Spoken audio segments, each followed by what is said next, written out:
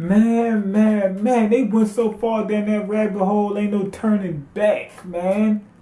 Anyway, it's your boy me. Welcome to the channel where anime and manga means more. And I'm doing the review, the second part 2 review for Gungrave. Now, man. So anyway, the only thing that happened in this part. Oh, whoa, I forgot to do it. My bad. So it's getting even better now. It's getting even better now. 2 thumbs up still. High recommendation. Watch this series. Okay, now let's go ahead and get into the review. Okay, so from where we last left off, we get these crazy guys who come in and they kidnap some scientists and stuff like that and have them doing these experiments. This guy was working on some kind of cell manipulation or something and bring people, reanimate these people into, I don't know, super zombies or something like that. They worse than regular zombies. You can shoot them in the head and they still keep going.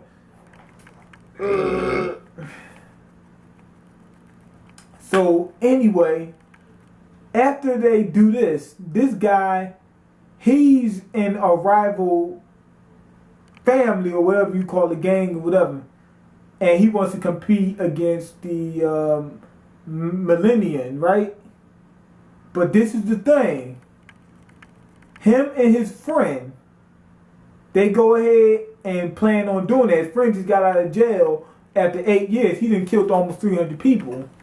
And he goes, and he's well known. This guy lays it out. He kills. That's what he does. So he's going to, him and his friend is going against the MangaMiyn, right? Now, this is the kicker. We find out that later on, Now I remember when the scientists came into the picture, but really I don't like how it panned out unless they do something later on about it. But anyway, him and his friend go against them. But you find out later on in the backstory, which was incredible, they was basically shell shocked. They went to war, got messed up, and that's why the dude Blood War, he's so highly trained because he's military. You know what I'm saying? That's where he got that from. They both came out the war messed up, and one of them wanted revenge against the country. The other one didn't really like what happened, but he was more so in killing mode. Blood War was in killing mode. The other guy, he was just like he wanted revenge for the country, and he went crazy. And now he wants revenge on everything. He said, I just want to start a war. I'm going to start a war. He said, he sent me to war. Now I'm about to send everybody else to war so they can see how I felt and all the other garbage. But it was good how they played that out. And you finally realize why they was doing that. Now, minus the zombies, everything is like just purely true to life. The only thing I don't like about the zombies is, like, it's not them themselves. It's how they came in. Like, some guy just out of the blue just says, let's start reanimating people. So that's not what happened. But we didn't get a clear story on exactly how that started to happen. So we still got to see that. That's why it's left me in the dark, and it doesn't look that well. You know what I'm saying? It looks out of place. In comparison to the rest of the series, it looks out of place. But anyway, going further on, Harry is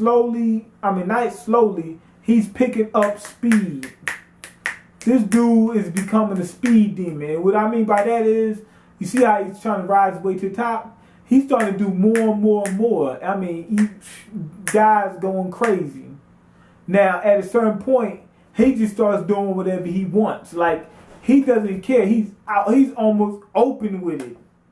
That's how bad it's getting. He still didn't get open with it, but he done got so outlandish that he's stealing money and people starting to find out all different kinds of things. And what eventually leads up to that happening is somebody finds out. The matter of fact, the person that brought him in finds out this guy's up to no good. We gotta get rid of him. Harry beats him to the punch. Then another thing that happened was with my boy Bungie or whatever, Bungie or whatever. You could tell he don't like Brandon. And that's the type of thing that happened in the organization. He didn't rise up to the top, and he's jealous of the person that did. Now, the thing what happened with Brandon is this. He wants Maria. I said her name started with W in the last one. That was wrong. It's M. Thinking upside down. He wants Maria. But he feels like, man, I done went so far down this rabbit hole, ain't no turning back. So I gotta move on. Turns out the boss wanted her. Now they together and they had the kid, which is the girl from the beginning. So everything's starting to come together now. Now we're starting to get where that came from. You know what I'm saying? How we got to that certain point. And after all these things transpire, which, you know, is basically building up to where, you know, Harry finally turns on Brandon. It's playing out like a movie, man. It feels like I'm watching a movie, like I'm watching a literal movie. Everything is playing out. So anyway, after that, Brandon is just like, I'm telling you, he wants to be the boss. Now the boss didn't pick him. Now you look at Brandon, you're thinking, okay, you know, he might be getting ready to kill the boss, but that doesn't happen. But he wants to be the boss, and the Big Daddy says, no, I'm going to pick what you call him, Alzak or whatever. You know, dude that been pretty much on the sideline. He's been doing his deal, whatever, but he's been pretty much on the sideline this whole time. It's like he's always been there, but he's never really made any kind of big moves, and that's why people didn't expect him to be picked. He picks him. And the reason why he picks him, right, because he knows Harry's going, he got that wisdom, he's wise. He knows Harry's going to flip. He knows something ain't right with Harry. So even though Harry seemed like the best choice, which he made sure he looked that way, he's not going to get picked by Big Daddy. Big Daddy's too smart. Now, Brandon, this is what happened with Brandon. Brandon snapped it.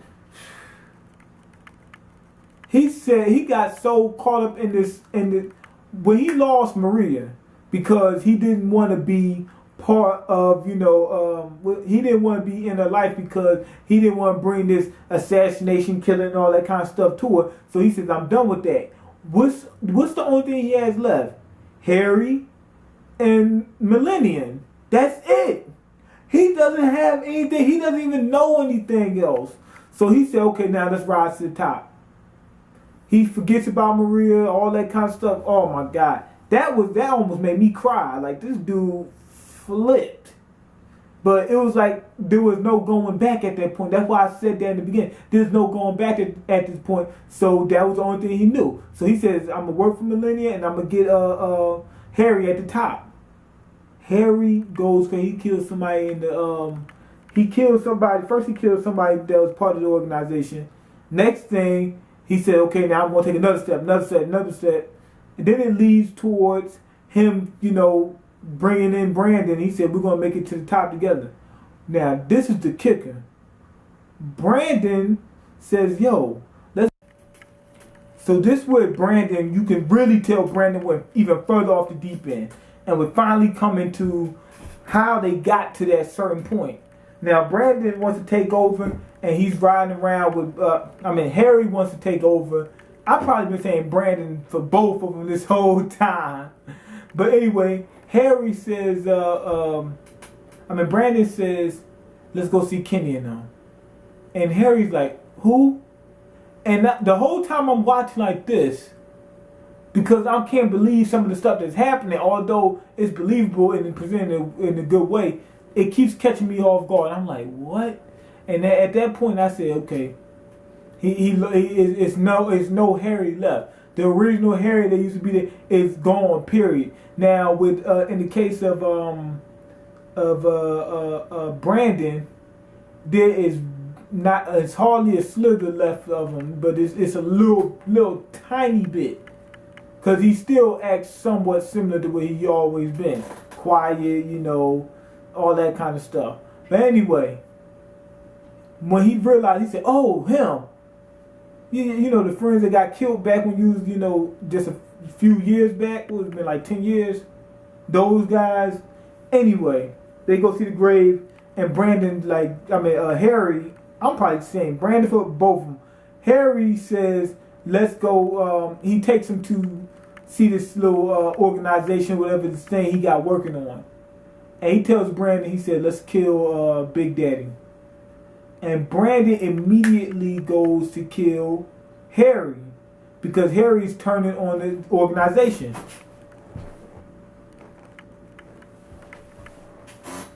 And anyway, so Harry's getting ready to turn on the organization. Brandy pulls out a gun. He doesn't do it. Battery's getting ready to go dead. He doesn't do it. So Harry goes ahead and kills Brandon because Brandon had the heart to do him in because they knew each other too much. And that's where Harry turned on him. That's where you can see this guy just a psychopath. You see his face and everything. Ever since he first killed that dude, it's just like, what? Everything is playing out precisely. I'm enjoying this whole thing. It plays out like a movie. Everything fits like a puzzle. Now we just gotta get from this point to the end. You know what I'm saying?